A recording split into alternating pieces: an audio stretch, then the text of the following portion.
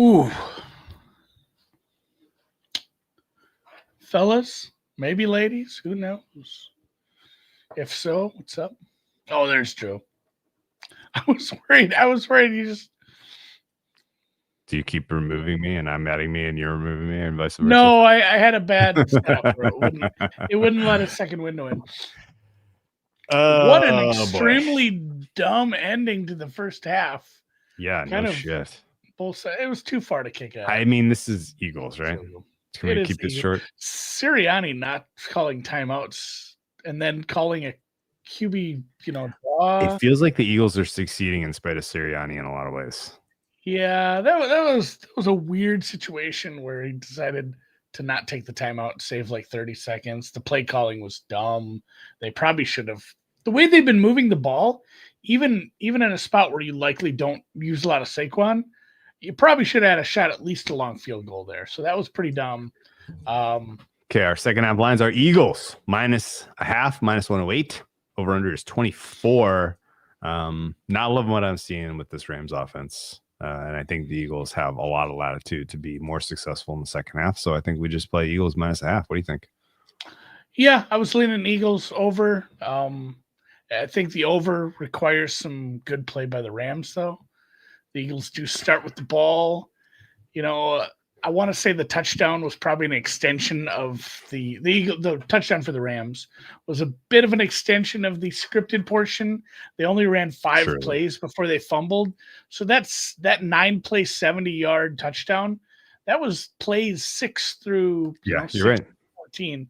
That was still early on stuff. And since then it's been 3 plays, 6 yards, punt, 3 plays, -8 yards, punt, 3 plays, 5 yards, punt.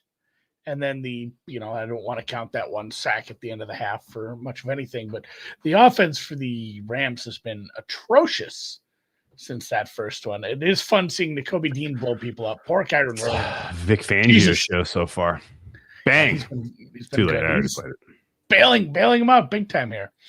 So yeah, we agree. All right. Let's move on to more important things. The great Casey Brown, one of our all-time favorite YouTube commenters, asked us on Thursday. I was going to say, I didn't see him in here. No, he asked us on Thursday, what's a good wine to take to the in-laws for Thanksgiving? And didn't really have a great answer at the time because it was so dialed. I needed the Browns. And I was so into that game. And it was basically, I thought I gave an okay answer, which was, yes, Casey. I thought I gave an okay answer, which is like, take something that you want to drink. And, that's cool. But I gave it a bunch more thought on Friday and Saturday. And I wanted to give a more complete answer because, like, realistically, if you're taking wine, if you care about wine, and if you are a good kind of guest, you want to have something to talk about. You want a story. You want to take something that you can kind of provide a little bit of color, right? We're going to different Christmases, I think. You don't want to talk to your in-laws. Is that what you're saying? Oh no, I actually no. Most of my Christmas is gonna be local family. I'm gonna see the in-laws like Friday, I suppose. They're nice stuff. They have a local winery out in South Dakota. They just buy their stuff because they're in the club. They buy it by the case. It's not very good, but it's local, and they know these people, so they support them. So we drink. That's great. Bad South Dakotan wine when we're there, and mostly it's got a story. I dip into the whiskey for the most part. Well, I'm going to recommend a wine this is for. I'm assuming that maybe I'm overstepping here. I bought a Bonanza last night. Bonanza is a great one. I mean, look, hey, if you're in the I'm taking a wine to a party and I'm in the $20 to $25 price point range. Bonanza, easy call. If you want to go a little higher, $16.99. If you want to go a little higher, and if you want a little better story, seek out. And I think you can find this at most wine shops. You can find this at most high-end, like nice-ish grocery stores. Look for the Orange Swift Papillon, Papillon, like the movie or the city next to Omaha. It is. Orange Swift is a fascinating story in and of itself, and Papillon is like a Bordeaux style red blend. It's really well balanced. 2021 was a really good vintage. Really enjoyed it when I got to try that, and it would go great with Thanksgiving meal. It's got little peppery notes, jammy berries, full bodied, Jimmy. not too high alcohol wise. And the story is the prisoner. Yes, people already know. So Yeah, it's a good Orange movie. Swift. Orange Swift is a Prisoners. It's a great movie, but it's a very different story. Orange Swift is the proprietor is Dave Finney. Really interesting character in his own right. He made The Prisoner back in the day, and here was the secret to The Prisoner, Andy. This blew up, right? Like this became a cult for the cult phenomenon, The Prisoner, and the reason was he added Charbono to the blend, which gave it a very unique tobacco kind of character that people were like, whoa, like this is a Napa Cab like blend. Like, what the fuck? This is great. And the Charbono is only grown in one vineyard in Napa. It's way up at the top there in the Calistoga area, a vineyard called Tofanelli. And he basically made a deal with Tofanelli, the kind of the main proprietor there. I forget what Tofanelli's first name was, maybe Victor or something, whatever the case was. Tofanelli, Vince Tofanelli. Vince. He made a deal with Vince. He got his Charbono grapes that year. He blended them in the Prisoner. Prisoner just took off. Like it was huge. He sold it to like a private equity kind of a group. I don't really know who he sold it to, but he sold it to somebody who kind of sucked. And they made Prisoner commercial. And then they put Dave Finney in like a non-compete where he couldn't really make any Zinfandel-y heavy blends or some sort like that. And he basically spent all of these years where he could not make the type of wine he wanted to because of the having sold Prisoner. And he finally gets out of the deal. He opens Orange Swift in St. Helena, makes 8 years in the desert, which is a nod to the fact that he couldn't make Zinfandel all those years, which is a good Zinfandel blend. And he makes Papillon as his sort of signature Bordeaux style red blend. And Dave Finney is a funny character in that he puts like kind of unique photography on the labels, right? Like if you've ever seen him in the grocery store, you've seen the machete ones, which is like the models on the, And the machete ones are funny because you see them and you're like, wait a second, is that a different photo? There's 13 different photos on all of the machete bottles. So if you see different ones, they are all different. But there's only one photo on the Papillon bottles, and it's hands with temporary tattoos that spell out Papillon across the fingers, right? And the hands are Vince Tofanelli's hands. He was out in the field all day doing his thing, tending to his grapes, and they were like, "Hey, man, we'd really like to feature you on the on the bottle of our signature blend because your grapes were so sort of singularly important in putting Prisoner and Dave Finney on the map." And so Vince came and they were like, "Okay, cool." Did a bunch of shots. They were all kind of like him doing stuff, and they were like, okay, none of it really landed. None of them were really that great. It was a long day of shooting. Vince is tired. He puts his hands like on the chair to like, kind of like get himself together. And they were like, oh yeah, that's the shot right there. They put the fake, the temporary tattoo on his fingers. They take the shot, and the rest is history. And in general, Orange Swift is still, so this is a good experience. They make a lot of cool, fun wines, but the Papillon is their best. Don't like the photo. I don't like photos like that on my wine. That's like a whiskey bottle photo. I don't know. I don't love it. I'm willing to try it. It comes highly recommended. Don't love it. I'm stuck in thinking of like, because I don't know shit about wine. I just like full-bodied reds. I spend like $20 a bottle. I don't go nuts. I'll buy some cake bread once in a while, special occasion, because that shit's so good. Somebody brought up Duckhorn. It was okay. I just had a bad experience at the tasting. Oh, sure. We went to somebody. It wasn't even bad. It just wasn't as good. I think it was like I went to 3 really good tastings that day, and the Duckhorn was like underwhelming compared to it. So I left it. My segue, because I don't fucking know anything about wine. I'm excited for the holidays. I'm trying to think of best escape movies. And all I can think of is Eastwood and Alcatraz and The Great Escape. besides Papillon. I can't think of like good. I was like, well, top 10 escape movies. I can't think of like more than 3. I love it. You want to know? Escape from LA. Escape from LA. You want another fun story, real quick? Fun wine story. I read about the 20th anniversary of Sideways, which they did like just watched that about a month ago. They did like a whole thing up in San Ynez, where they'd like, you know, kind of had people come stay at the ranch where they play golf and took them all to different wineries and all that stuff. And this guy covered it for Esquire, and great overall piece if you want to read the Esquire piece. But you know how the Paul Giamatti character is like just a total wine snob shithead? And he's literally wrong about everything in the entire movie. Like he's not a role model. Nothing. No, he's not, because wine's subjective.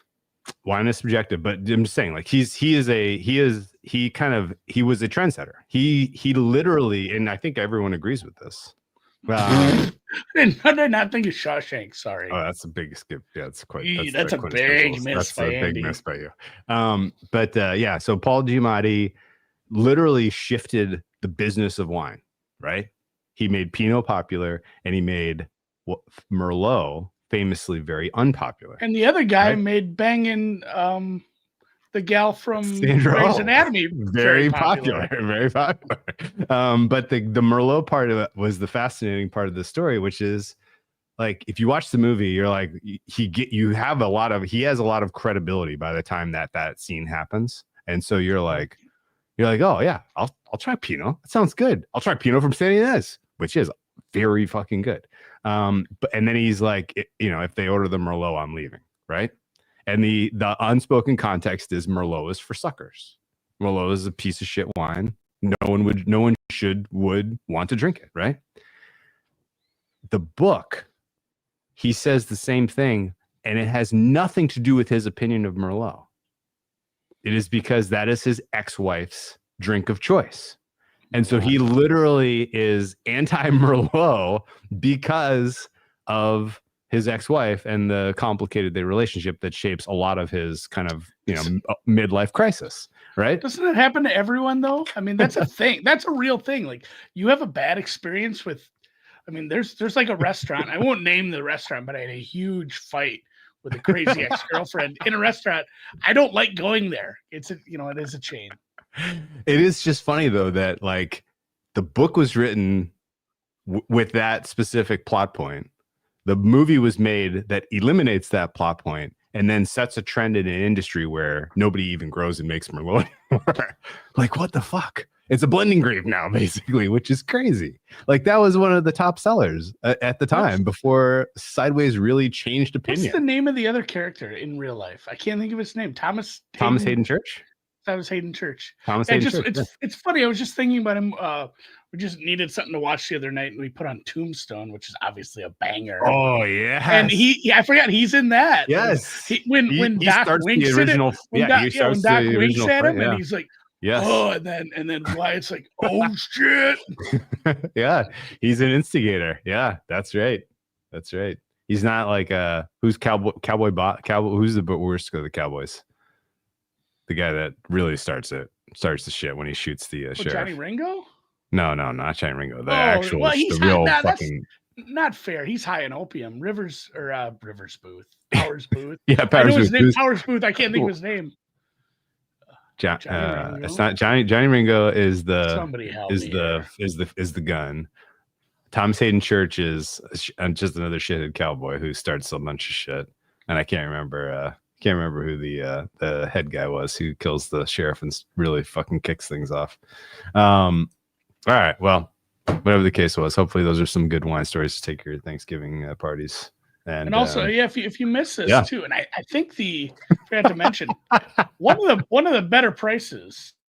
I'm cracking up at Bobby K. I shit myself and I can't go back there. Hey, we all have those places where we remember where something terrible happened to us and we will not go back. Curly Bill. Curly Bill. Thank you. It was good. Ike Clanton is the I can't think of. That was the guy with the character actor. Well, and he's in a bunch of other stuff too. Well, Eagles' second half off to an okay start. What As happened? the first play from scrimmage is 70 yards to the house. Saquon, very poor tackling effort. I don't know. It looked bad. Good He work, just kind of cut one out to the outside, and he wasn't even running that fast at times. So, yeah, Flag was flag. don't shit in a restaurant. Yeah, if you do not feel like shelling for the Papillon and telling that story, take a Merlot. Take a Merlot and try to change opinion. Right? Take a good Merlot that's cheap because nobody buys Merlot. And when people look sideways at you, like this fucking loser brought a Merlot, then you can tell them that story, and that it was a lost in translation. You've been gaslit, people. You've been gaslit just because some loser alcoholic Paul Giamatti didn't like it in a movie because his ex-wife drank it last year. The Holdovers. Oh, I need to watch that again. That was a good film. He's very good in that. He's just very good in everything. He's mixed opinions. He's good in that, but I didn't love the movie. It was good. The African American gal who won the best supporting actress she stole the show. Yeah, like hot take, all the kids were bad in it. It was well done by Giamatti and her for sure. God, what was I gonna say? Oh, fun Cracker Barrel story real quick. Okay. It all ties together. Realistically, all Cracker Barrel stories are fun if we're being honest. So and it does kind of tie together full circle because there is a city, and I have friends who live here. There's a city called Papillon, and it is basically a suburb of Omaha. So I was not far from Papillon because we were in South Omaha for this, I believe. We were driving, again, tying back into what I said before, driving to Denver. Stopped halfway. I'd never eaten at a Cracker Barrel in my life. This was like a few years ago. I'd never eaten one. We don't have them here. I know of them, obviously. I said, shit, I should try this. This is like an experience because people talk about this all the time. But it's nothing special, obviously. You guys know if you've been there. Well, it's for Tiger Woods finding waitresses. That's really all it's for. Yeah. So it's funny. It's the waitress. So we go there and, me, my wife, my 2 children, we sit down, we eat. And the waitress just blatantly starts flirting with me in a weird way. What? Yeah, it was I don't even know if it was flirting, but it was uncomfortable because she stopped taking our orders when she heard my voice and swore she knew my voice and that I was a voice actor in some sort of cartoon, like a big Hollywood movie that she was so sure of. I don't think my voice sounds like anybody from, I don't know. She thought I was in like Pixar movies. And I mean, she went on and on and on where I thought my wife was going to intercede and hey, we'd like to order some fucking flapjacks, Missy. And she, every time she returned to the table, she at least mentioned it.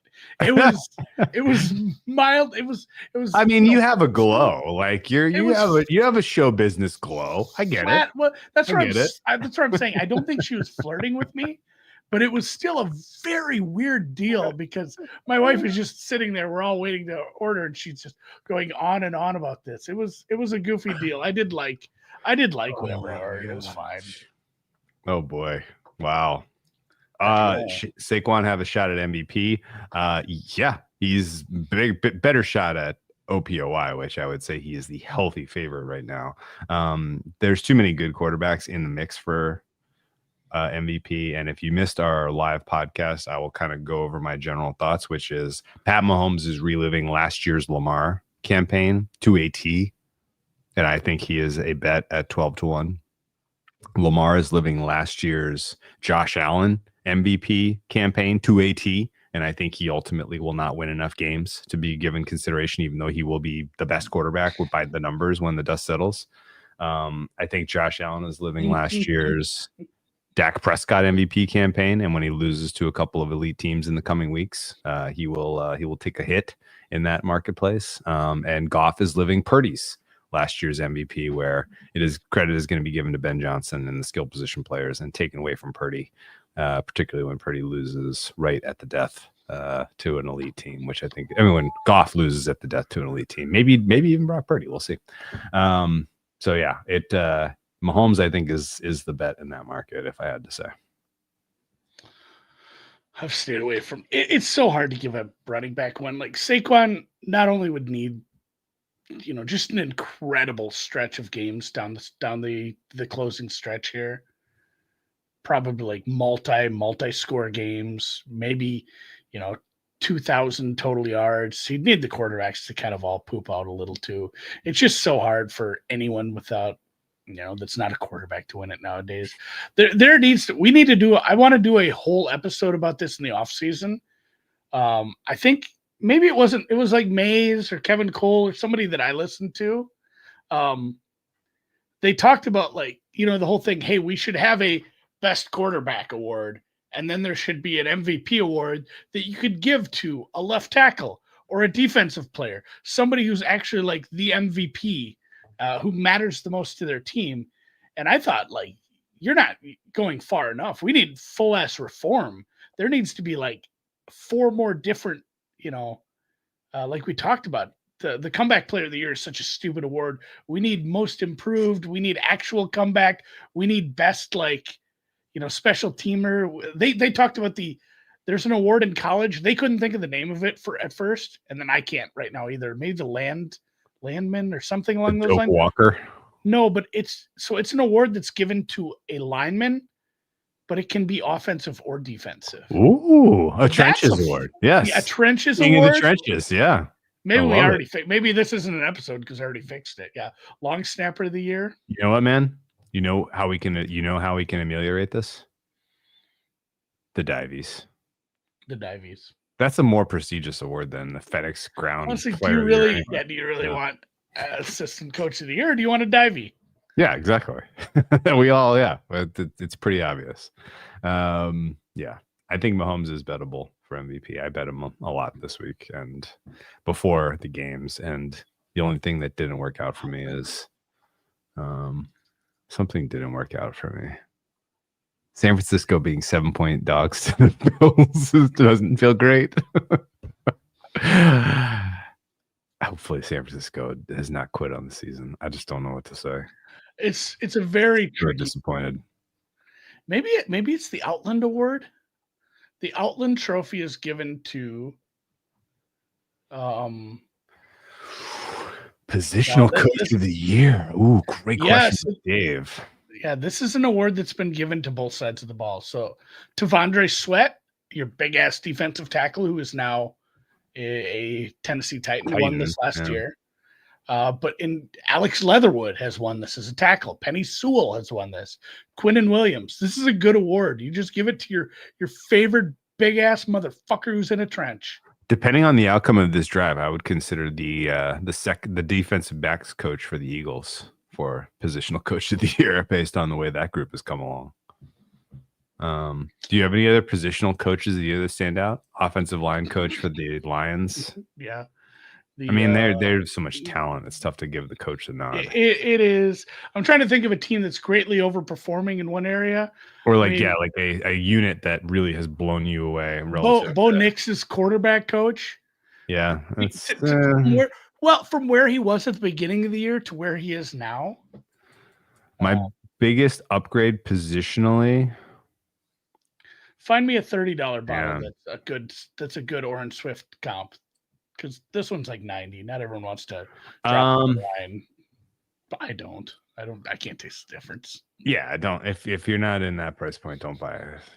It's not worth it. I mean, it's very good. And again, hey, if you are looking for sincere, like the best fucking value you can find, go find 2018 Napa, 2021 Napa, and in the future 2023 Napa, the $12 bottles at Trader Joe's are going to be fucking amazing. Every single proprietor is going to put out just an all-time vintage in those years. 2018 is turning out to be absolutely spectacular. And so I would go in that direction. $30 bottle, you know what's a fun one? Pessimist, which is a Dow blend, is a fun one as far as $30 price point goes. Dow, of course, is coming into massive fame. They're a Paso Robles Vintner, and Pessimist is their blend. It's well balanced. Every bottle is good. Vintage doesn't matter. That's worth kind of digging into a little bit. But yeah, take a bottle, do a little bit of research, tell a story, talk about how Dow is kind of setting a price point right now for Paso Robles. Like, it's just kind of raised the whole kind of value of everything because it's become so popular. Everybody, like every small proprietor there is like, being sold out of their. Oh, this ref can suck my asshole. Oh no, they gave the Rams a first down. I don't understand what the problem was here. I think he was playing the ball. I've seen a lot worse. PU. Oh God, that's pretty weak. Here's the other thing, Carlos. People kind of assume that for whatever reason, because of like they haven't, like they kind of assume that like haven't tried it, don't know, like it's not for me, right? Like, there's a kind of assumption that there is a relatively high bar and that you need a sophisticated palate to enjoy wine. That is not true. Like, you just need to try a bunch until you get to the point where you're like, whoa, that one, that's the one. Like, oh, I just had something that just like that, like I can't believe that's that flavor profile comes from that glass of wine. Like that's sort of the aha. Well, it's like we said, or it's like what I said. It is objective, or excuse me, subjective. Yeah. And some people, like my wife got a really terrible bottle the other day. She's even her who will not spend money on wine. Yeah. She's like, this is bad. I don't like it. It doesn't have any flavor. I'm going to finish this bottle though. One of the most well-known and well-respected wine writers in the world tells this story regularly about her mother, who is just, I drink what I like. And what she likes is pineapple sparkling wine from Trader Joe's. And it's $8 a bottle, and she loves it. And if you've ever had it, like, it's fucking good. Like, it's fucking tasty. And, her mom knows it. She's not a snob. She doesn't, price and, and pedigree don't impress her. And she took her mom to, a famous, relatively well-respected industry event where people were bringing like stuff from their cellars and like trying to impress everyone. And this guy opens up a bottle in front of her mom, pours her a glass. This is like $1,000 Burgundy. And her mom's like, wow, that is incredible. It's almost as good as the pineapple sparkling wine from Trader Joe's. This guy's face, just all the color drains out of it. And he's like, that's the most insulting thing you could have said, but I'm glad you have a wine that you especially like. And I think there's a funny kind of message in this, which is, yes, find what you like and drink what makes you happy, and the rest is history. And if exploring new stuff and trying expensive wines, I don't know if this guy is kidding. Oh yeah, very well. Cool. He wasn't as good as Giamatti. But that, it's one of those things where maybe just, maybe he's a Bryce Young who's going to come along in his second season. I did look at that, by the way. Bryce Young is like 15th in adjusted EPA over the last since 3 week 8. games. Yeah, since he came back in week 8, he's well above CJ Stroud. And Stroud is like 28th. He's negative, yeah. Bryce Young is positive and CJ Stroud is negative. He's way below him. It's funny too. I have like, you do eventually get the ones you like. Like there's like a $14 bottle of Vino Verde that I can't think of the brand name of it. I know the picture if I see it. I know which liquor store has it. But that's like my white I drink in the summer, and I drink a lot of that. And it's the one I like because I don't like a lot of the whites. I don't like super sweet. The German whites that my wife used to get a lot, Gewürztraminer and Rieslings. I didn't mind those when I was younger, but they're so sweet. It's like candy. I can't do that anymore. So I drink that in the summer, and beers and seltzers. And then winter comes around, it's dark liquor and full-bodied cabs, baby. Looks like we should have just taken the over. The ref's not really helping us here, but pressure's on the Eagles to continue to score, which I like because I think they will. Great performance by Divine Joy Randolph in The Holdovers. Also, she is quite good in Only Murders in the Building. I've 12 only watched the episodes. first Season season of fun. that. The second and third seasons were better, I thought. Okay, I'll keep going.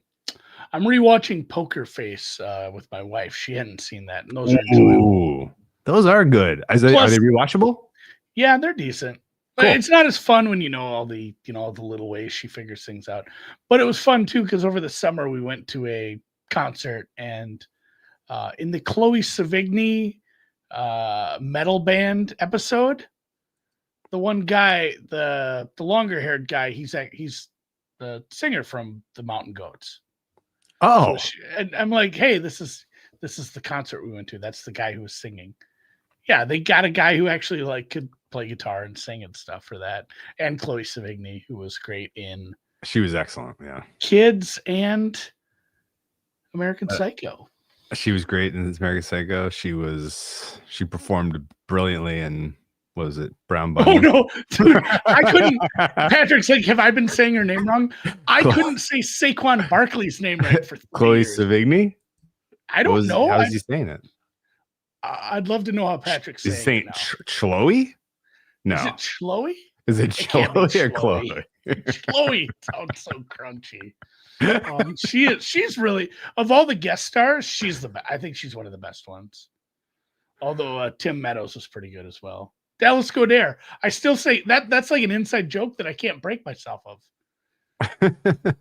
Like he literally went to the school I cheer for you. Chloe Sevigny? It's not Sevigny. Sevigny? Maybe he's saying Sevigny. Sevigny? Sevigny. Maybe he's saying Sevigny. Yeah. Either way, she was great. I can't think of the name of the guy from Mountain Goats. He was good. My fellatio joke went right over Andy's head. He What'd you say? Didn't see, did you make a BJ joke? You didn't see a Brown Bunny, apparently. That was what that was called. She was in Zodiac. No, for real. He was the kid with the mitten storyline. That's pretty funny. I am gonna rewatch that. I'm gonna rewatch that one. Very cool. You know, I bitched about that a little. With how the movie... Andy defaults to the French pronunciation, which is fair. It's way more fun. Fair. The French waste so many letters. One of the most wasteful languages. I have bitched a little bit about how the movie industry has shifted, but now I do kind of like some of these. It's like, hey, it's just out on streaming right away. Well, good. Then I can watch it tonight. I don't have to figure out, Fandango. So funny. Vincent Gallo. Oh man, I gotta get into some good movies. So hopefully the Eagles can score and put this thing to bed. We got busy. I didn't get a chance to go do the Gladiator yet. I might go do it tomorrow night. The reviews have been more mixed than I expected. Yeah, all the early stuff was so positive, and then there was a wave of good, but not that good. Yeah, I've heard it. It's like it's good, and Denzel. Do I have to see it? Do I have to see it in theaters? Really? So I think I want to see it in IMAX because of the big battle scenes. I think that'll be cool. I think that's worth it. Do you think Denzel kind of poking the Academy in the eye makes it more likely he gets the award or less likely? Because you heard some of that, right? I don't know if does he give a shit or is he just mean? Well, no, I'm just curious if you think strategically, if going out there and being like, kind of bringing up the past, bringing up Kevin Spacey and really kind of ribbing the Academy, if you think that strategically, even if it was not trying to be strategic, I don't think it's ever good to poke. It's never good to poke that bear. I don't know. There's a lot of people that like to be abused in Hollywood. Yeah, there's an era of that there. I don't know. They seem very haughty about things like that and would just hold it against him. How many more years do we have a ban for Will Smith? Is it 8 more still? That was such a fucking crazy event. Easily. That was like, I never watched those awards live, and I was watching that night, and my wife's like, was that real? Nosferatu. Yeah. Ooh. I'm probably going to watch that. That sounds fun. It did weirdly work for Brendan Fraser. Yeah, he was kind of a dick about the whale, and then he won, which was good. I'm trying to think of other movies that are coming out soon. I'm going to watch Sonic the Hedgehog 3 because my kid is not stuffed to shut up about that. Yeah, they banned Will Smith for 10 years for getting him For on stage punching and, Chris Rock. and Slapping smacking him? him. He slapped He him? slapped. He He slapped him. slapped him, right? I'm not For sure some about reason, I the reframed it as a punch, but it was a no. slap. It was a slap. It was open handed. No. I'm not so sure about the Dylan movie. We hold Bob Dylan a little higher around here because he is a Minnesotan. And they already did a Dylan movie. I don't know. The weird kid from I want the weird kid from, Little Women being Bob Dylan. Maybe not. Okay, so I had to look this up because I don't know what the fuck he's talking about. I have but a story Defying about Gravity this. is about Wicked. Okay, I have a. I will tell you Go this: ahead. Wicked could be the best movie that was made in the last 20 years, and I will hold a grudge against it for all time because this promotional campaign has been interminable. They have been promoting this thing for fucking ever, and it has been in my face in places I did not want to or expect to see it long before it was ever available to see. And it's a part one. Fuck out of here. No way. I hope this movie gets people fired. This is unbelievable. Unbelievable. Anyway, I have no other thoughts about Wicked. Hibbing. Yes, Hibbing, which is where my stepmother's from, I believe. All right. Here's the thing about hours. Wicked part one is 3 hours. Good Lord. I would rather rewatch anyone but you, which was fucking terrible. So here's the thing. Hours? I've seen people tweeting about it too, and like they're excited to go. They want to sing these songs. So I will say this: I am a musical lover, Drew. I loved The Greatest Showman. I thought that was excellent. The songs in that were so good. I love In the Heights. I love going to musical theater. I love one of my favorite movies growing up, Sound of Music. I know all the words to every song in The Sound of Music. I thought, like, this is getting so much hype. I need to figure out what's going on. So I put the soundtrack on Spotify and I listened to some songs. Every one of them fucking sucked. None of them were catchy. Like, even I listened to Defying Gravity twice.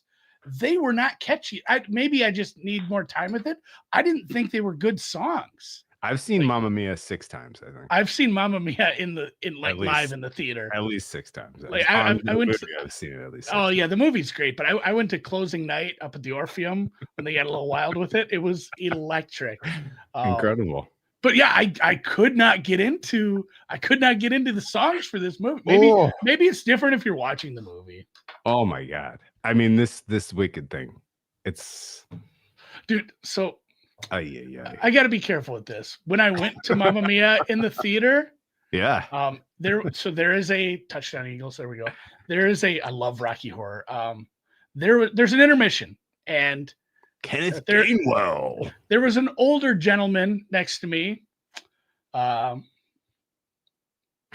You could tell he'd loved ABBA probably since his formative years. Sure.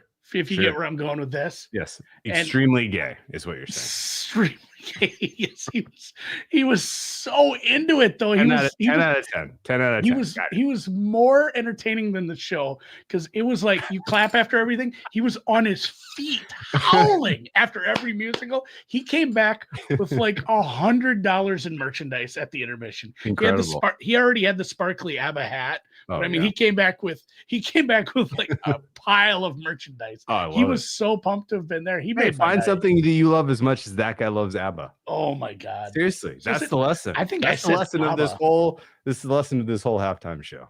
Seriously, find something that you love as much as. God, I might watch The Greatest Showman this week. I haven't seen it in a while. Efron's great in that too. I love it. Stag Sleep Artemis 2021 has been good. So I gotta start writing. If you're buying a brand name label like Stag Sleep 2021, I'm sure will blow you away. It was a very, very good year. 2021 in Napa, chef's kiss.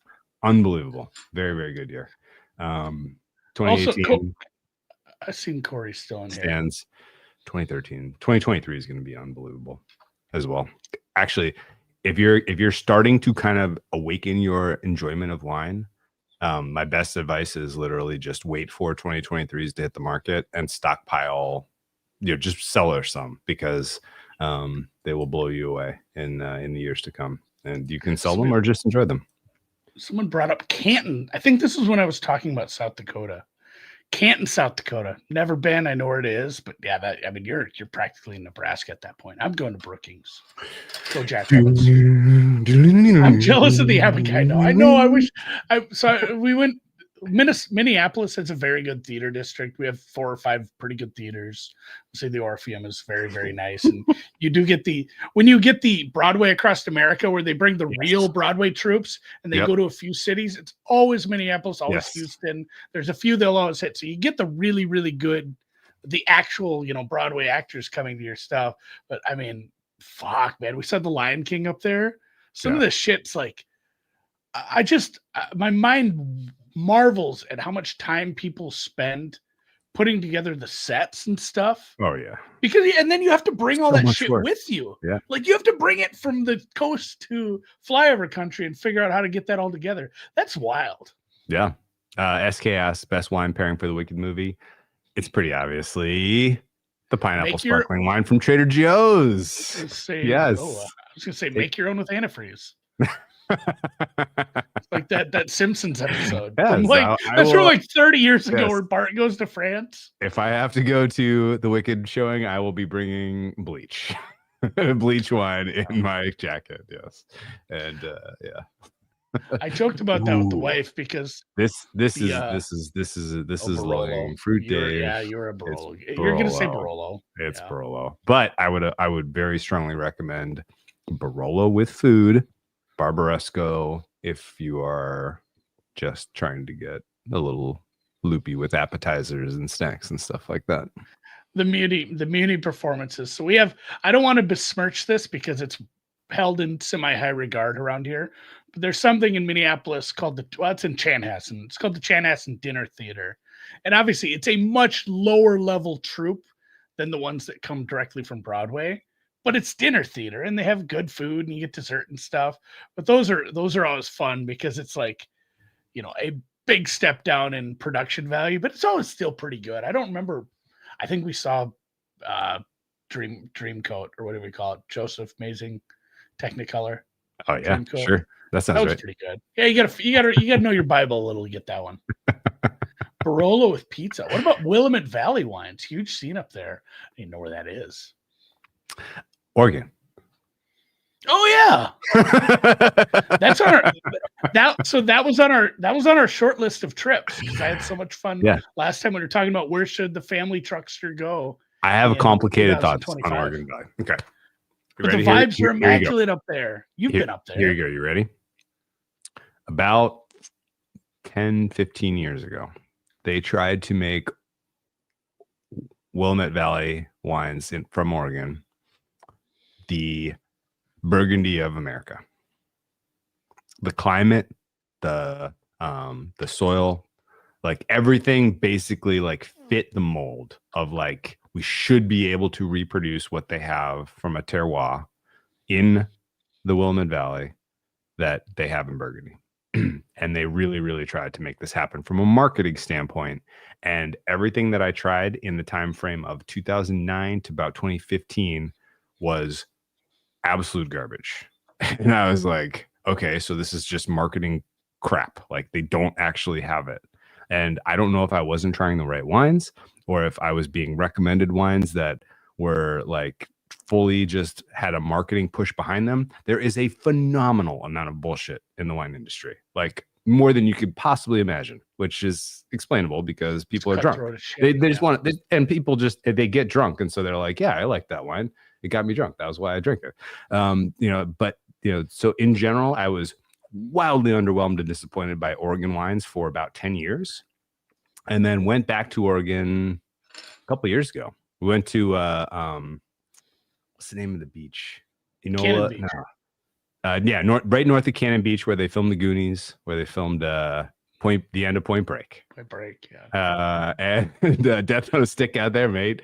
And we were up there. And when we were up there, we tried a bunch of the local stuff that they would made in like 2019, 2020 range. And I was like, oh, fuck. Like, this is as good as anything we make in California, maybe better. And I was completely on my ass. Guys. Like, oh, I really really underestimated what was going on there. And I think like the lesson was like, yeah, the ingredients were there, and it just took people a little bit of time to kind of figure out how to make wine in their style instead of imitating Burgundy, right?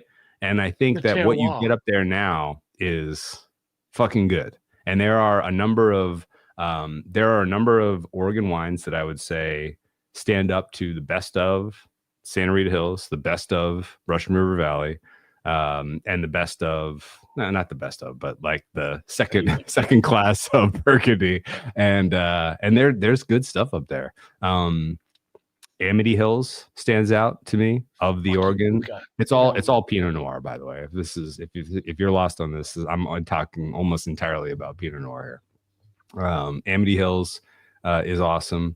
Dundee is awesome. And these are regions, little appellations. Any Oregon wines you find up there will probably be in the $20 to $30 price point range for Pinot, which is approachable and good. What was the Rose Rock was pretty fucking great this year. If you come across Rose Rock from Oregon, Pinot Noir, that's like a $35-ish bottle. That's worthwhile. What was the first wine you think you ever drank in life? Do you remember? Yeah. Yes, I do. Do you want to guess what mine was? I have my story is very unique, but yes, go ahead. Oh, Mad Dog 2020 Thunderbird. No. I don't think that counts. We didn't have Mad Dog around fortified there. Wine? So it wasn't even Francia. It was we were making Italian food. I think I'd lived on my own. Sure. Giulio Gallo. Ernest and Giulio Gallo? No, Carlo Rossi. Rossi. The big jug of sangria. So at that point too, that shit's like cheap. It's like cheap sweet punch. And I'm this is good. And I got pretty sick because that stuff goes down like juice. Like you're just drinking grape juice. And suddenly it's like, oh, I'm fucked up and I'm full of spaghetti too. This is bad. My tummy hurts. Like I didn't stop drinking that, but it was definitely the 4-liter Carlo Rossi giant jug for it was probably $10 from that back then. Oh, dude, I love that. Oh God, I just had a cold shiver. I love it, man. If you remember from the Wednesday show, I was terrified to bet this under. And now I feel pretty justified because everything that's happening is this under is so dead. Yeah, it's gonna be dead in five minutes. Yeah. I would love the Eagles to force a turnover here and make this less painful than it's gonna be. But yeah, Slay being out is tough. That's a good Andy quote. Yep. Yeah. Oh, God, I was just full of spaghetti though too. You want to vomit up. You want a really quick spaghetti story? I don't know if I've ever told you this before. So, when we were seniors in high school, you apply to college in the fall, right? You're like, yeah, these are some colleges I want to go to, right? Well, I was a swimmer. I was fast enough to swim at D3 wherever I went, and I was fast enough to swim at D1 without a scholarship. Right. And the big kind of sweet spot combo for that on the East Coast was Johns Hopkins, because they had a D3 swimming program that was very competitive and it's a good school. And so they were, they would reach out to, like a specific, group, and they would, we're having a recruiting trip. Come stay with us, see what our team is like. And, just come to school here.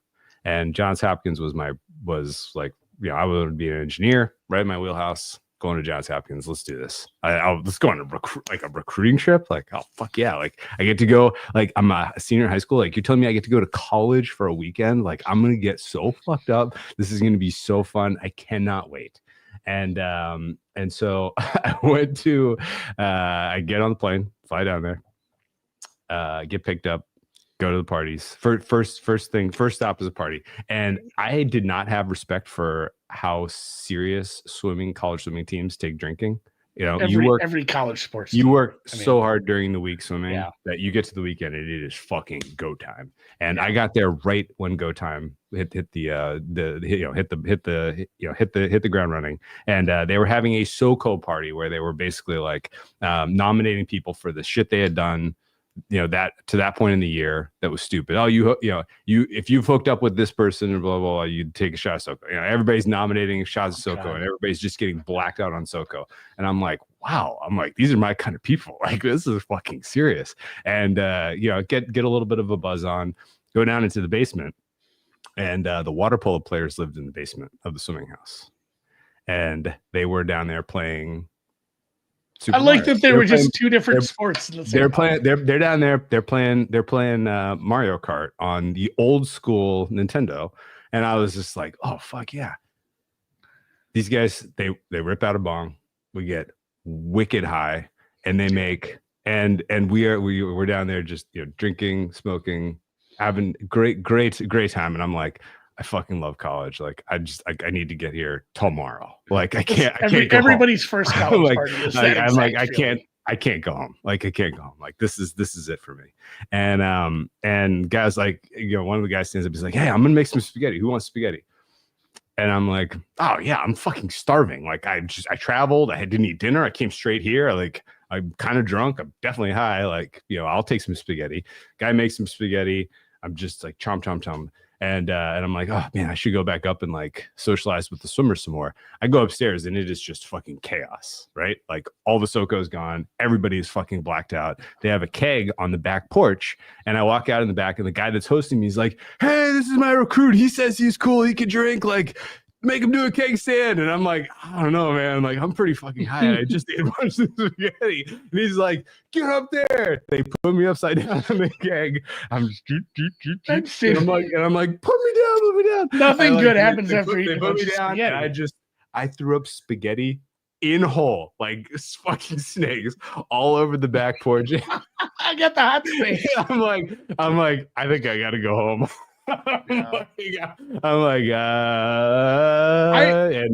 anyway, I ended up staying and partying and passing out. I wasn't much of a planner at this point. That was the end of that. Spaghetti. I remember when they first told me that I was allowed to just leave high school and go on college trips, because I was the guy that threw up spaghetti at the recruit party. You can't go there anymore. Like, after that, I was like, well, I guess I'm not going. It's like, guess I'm not going here. Yeah, you don't want to show up on campus. Oh, hey, what's up, Skitty and Meatballs? Hey, spaghetti guy from recruiting party. I was like, yeah, no, no, not going here. My first college party was before I started going on recruiting trips. I got out of school suspension. I don't remember what for, but they suspended me for like Thursday and Friday. And I'm like, oh, well, I called some, friends that had graduated the year before. I was a senior. It was like the fall of my senior year. And they lived in Brookings up in South Dakota State, about a 2-hour drive. Yeah. So like, hey, I can't go to school for a couple days. What are you doing this weekend? And they said, oh, you should come up. There's a party at the Brown House or whatever. Yes. And I remember that. It's like, I didn't have spaghetti and all that. I did get oh my God, I don't even know if I should tell that part. Jesus.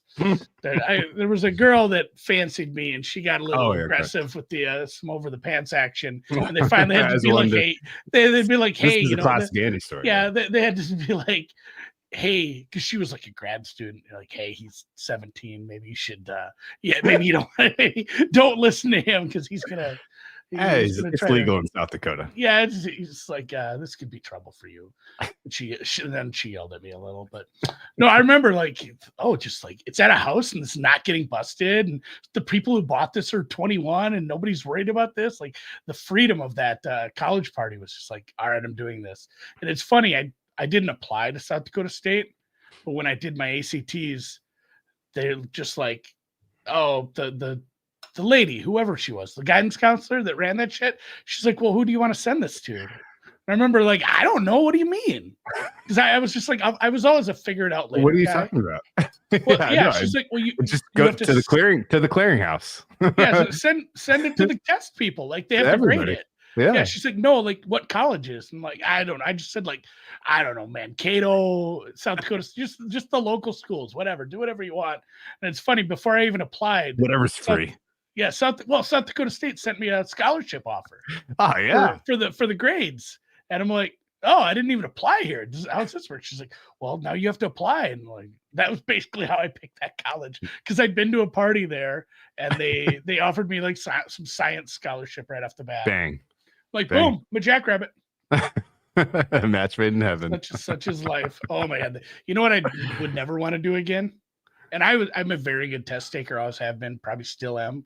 I would never want to do the ACTs again. That was such a long day. Like, how are there so many questions? This is the worst. There has to be a better way to figure out how smart someone is. No one needs to do this for this many hours. It's a what do you call it? It's an endurance test. Oh my god. Yeah. Yeah. They're not testing your peak speed. They're not testing your peak speed. They're testing your ability to run a marathon. Yeah, no question. No question. All right. Well, good work, man. Like anal. All right. Yeah, it's funny. Kids like prep for that. They have tutors. They take prep tests and all that stuff now. Some kids in my class did that. I'm like, shouldn't they just teach you this stuff in class, you guys? Like, didn't we learn this? I mean, it's just the math that your math teacher taught you, and reading, I suppose. But all right, yeah, it's been a 57-minute halftime. Are we in the fourth quarter or not? No. We've gotten close though. Yeah. We're on a roll here, man. We're just doing hour-long halftime shows now. I don't know why. I don't know why. We got stories. We got stories to tell. People need to know what happened when I was 17. Dude, I have a couple of primo bottles I've been saving for Thanksgiving. So the what do you call it? The Dolphins Packers halftime show could be an epic one. We're going to be out on Catalina for the Catalina wine mixer, as is tradition. And yeah, that'll be a fun one, man. So I told this earlier, but so we're going to Denver for the weekend. So I'm probably, for that game, I'll probably be at my in-laws, because we're going to go to my dad's for lunch, for Thanksgiving lunch. And then eventually we're going to leave and then drive from there to Brookings, South Dakota, to go to the in-laws and stay there for a night. So I'm probably going to watch it from the farm out in South Dakota. It's funny that you brought up SoCo. That is my father-in-law's go-to drink. He loves and he just drinks it on the rocks. He's like, it's sweet already. Why would you, would you need that stuff is fucking poison. It's so fucking terrible. And he's a huge dude. So like, he's like, 6'4", big farmer. Oh yeah. He can hammer it. So he puts it back, and you try to keep up, and suddenly you're feeling warm and fuzzy and get after it. So I might be all soaked up once we get there. Incredible. All right, man. Well, it's the end of the third quarter. Let's call it a show, and I will catch you on Wednesday. Oh no, we're doing tomorrow's halftime show. What am I talking about? Yeah, there's a Monday night game. Good game tomorrow. Although we probably want to watch more of that game. Maybe we should just not drink and focus on Chargers, Ravens. And, I'm gonna keep it on the level. Yeah, I'm probably. I've got like. Although it's like it is like a holiday. It is a holiday week. Yeah, this is when you first start to get what do we circle back to this after the holidays emails start to pop? You want a final recommendation out the window, out of the gate, out of the door here. You ready? Wicked Part 2. Fuck that. No. 4 hours of Glenda. I have not seen enough stick thin Ariana Grande. I don't know why she has tacked into that aesthetic, but I don't love it. That's fine. It's her choice, I guess. But the recommendation out the door is start preload on some Prilosec. Really kind of get your body like primed so that you don't start accumulating heartburn over the holiday weekend. Have you ever tried that? No, I don't really. I don't get bad heartburn anymore. Like on like Monday, Tuesday, Wednesday before a big weekend of drinking, and then you kind of don't have anything to worry about. I don't get it as bad as some people. I'm able to take like 2 Tums and it goes away in like 20 minutes. For some reason I will get heartburn, but I'm able to like kill it, quash it pretty quick. Yeah. I'll have to think about that. It's not getting better as you get older, guys. Christmas tree goes up in my house a week from today. Christmas, we have to because the season is way short. If you don't get it up on the Sunday after Thanksgiving, you're not going to really have it. But yeah, we gotta go cut one down. Pepsid is incredible for kind of reactive. Prilosec kind of building up some tolerance is good for proactive. I just love the taste of Tums. You're they're like Necco wafers. You're a crazy person. Fake All tree or real? Real. Every year. Yeah. Every year. Same every here. Year. 100%. Yeah. Cut that bitch down myself. Yeah, we do. We go back and forth between what do you call it? Fraser fir. Yeah, we like a Fraser fir. Fraser fir is my preferred tree. We did the long needle pine last year, the 12-footer. Oh yeah. And it was a way bigger mess. So I thought it'd be less of a mess because the needles are bigger. It was more of a mess somehow. Wow. And it was really, really sappy. All right. Well, we'll get into more of that tomorrow. Christmas comes tomorrow. All right. See you guys.